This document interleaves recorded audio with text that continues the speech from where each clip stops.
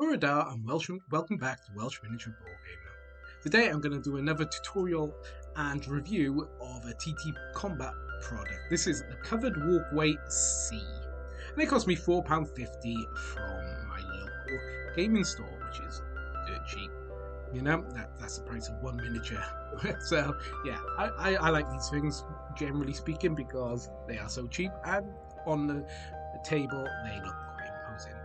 So you get two pieces of this MDF or HDF boards, like so, and you just push them out to begin with. The bigger pieces you don't even have to really cut out that much, but if you have any troubles, use a knife. So you just push them through like so, and sometimes you might get some stuck to it like so, this. Use your knife to carefully cut out the pieces. Now, be careful when using a knife, obviously they're sharp. For the smaller pieces, always cut them out with a scalpel because you're breaking them if you just pull these pieces out, and they're quite small. So after you've cut all the pieces out, you want to file everything down to get it nice and neat. Some of the bigger nubs you might need to cut off with a knife. Now don't cut towards you like I just did, cut away from you. Do as I say, not as I do, because I do everything wrong. But I'm too old to change my ways. So here now we decide whether we want to keep the door in or pop it out. Again, I'm going to pop it out because I want it to be fully playable, so I can put the door back in and remove it as and when I want to. But if you decide you want to keep the door in, you don't have to pop it out, obviously. When you do, file the insides and the hinge area of the doors. So make sure that you pop all the little tabs out of these sort of pieces, like so. Just pop them out and they'll all fall out. So now I'm going to dry fit the roof, the floor, and the two sides together, just to see how they fit. And they're quite stiff, they're quite firm when you push them together, which is really good. So, you know, it's not going to take a lot of glue to hold them in place because the friction fit actually is pretty tight anyway. So we're popping the windows out at this point.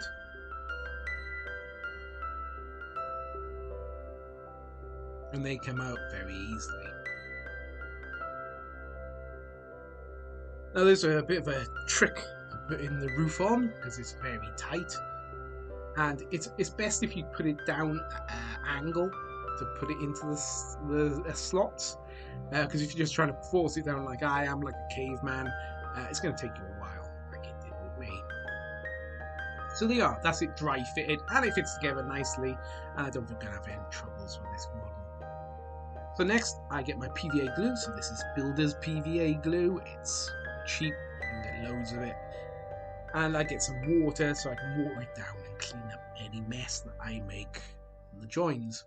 So we're going to put the glue on these tabs, just like so. We don't need an awful lot of glue because, as you saw, the friction is very tight and fits, so it's going to hold together probably anyway, but so this glue is just an added extra.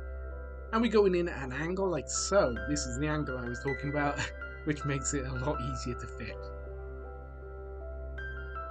And just clean up your glue marks, just so it doesn't get any weird looking marks on it.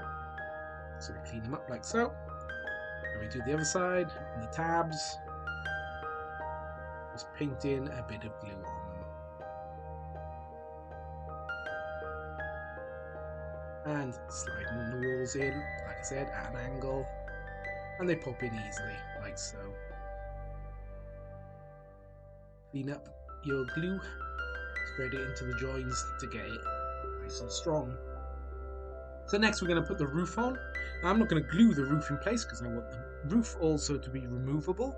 So I'm just going to slot it again down in an angle, and it holds nice shape, like so. So next we're going to have the front and the back of the train. Not train, it's a walkway. I keep saying it's a train because to me it looks like a train carriage, but this is a covered walkway. So the front of the covered walkway, we put it into those little notches and push the front into place, working the glue in. to get a nice clean join. There you go. And then we do the same for the back of the covered walkway, placing the glue in these little notches and pushing it down into place, like so. Now when we're putting that in place, try not to get the glue on the very top, because if you don't want to glue the roof in, you want to make sure you don't get glue on the roof. Because if you get glue on the roof or on the top of the front or back, you're going to glue it in place and you're going to have a hell of a time getting it off later. So that's what I'm going to do here. Just work into the joints, get the joints nice and strong, but making sure that the glue isn't up to the roof as well. Just keeping it nice and clean, so that we don't have any troubles later on. So I dry fit the roof back on, like I say, making sure there's no glue there, and it's dry and fits nicely, and it gives some added strength to the walls. So you just want to make sure that the walls haven't moved, the front hasn't moved while you're putting the roof on. So we're over to another easy bit. Putting the vents on the roof. Now, so far this model has been so easy, really easy to put together, and I would have given it a 10 out of 10 for easiness up to this point. Putting these vents on the roofs is nice and easy, but it went to hell from here.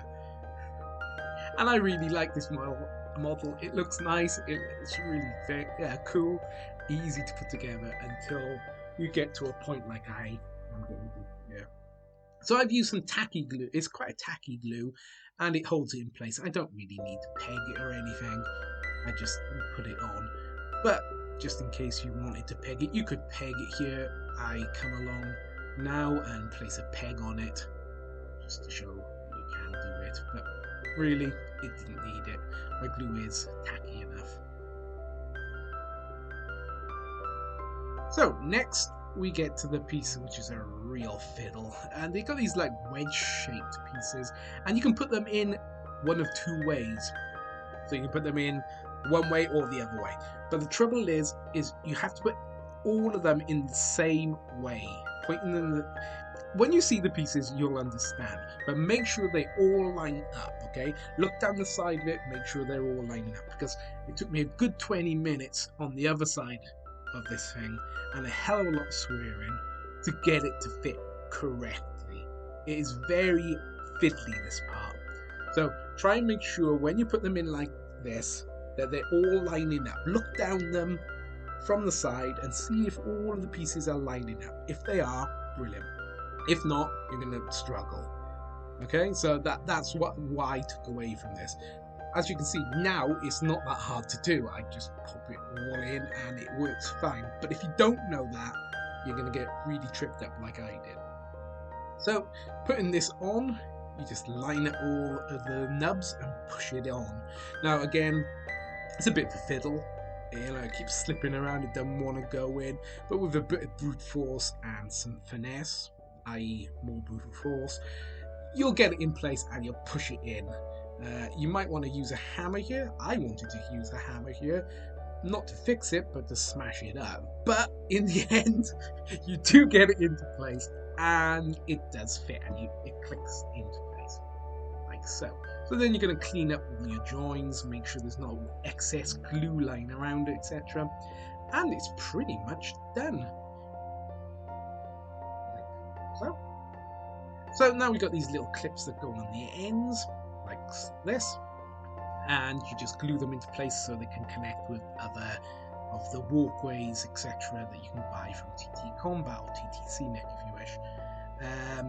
They just glue into place. What do I think of this model? I really like it. It was really easy up until the side armoured panels. Once you know that there are two ways you can put the wedge shapes, it's not so hard, but finding that out for yourself was a real pain in the arse, and just watch out for that when you put it together, okay?